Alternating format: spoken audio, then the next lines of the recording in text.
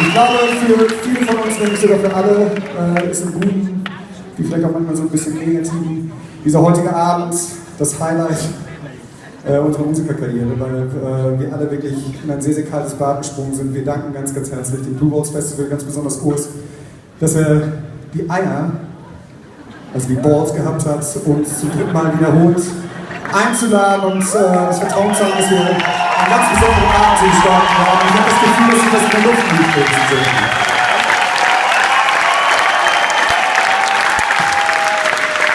Und natürlich haben wir in unserer musikalischen Welt herumgefragt, wer könnte da in Frage kommen, wen wir gerne mal auf so einem wahnsinnig geilen Festival halt präsentieren wollen. Da gibt es natürlich eine ganze Reihe von Namen und ich glaube, allein hier im Raum mit 2.500 Leuten werden mit Sicherheit 2.500 Bands aus Roaster kommen können und ich glaube, die meisten davon haben wahrscheinlich hier auch schon gespielt. Uns ist es eigentlich viel, viel wichtiger, die wahre Geschichte der Söhne zu erzählen. Denn wir sind nicht nur eine Band, sondern in erster Linie auch ein Musikerkollektiv, die in erster Linie durch den Respekt lebt, den wir uns musikalisch gegenüberbringen. Und das gibt uns halt die große Chance, ständig zwischen den Genres hin und her zu schreiben. Und das ist ein ganz, ganz großes Geschenk. Wir sind sicher, dass der heutige Abend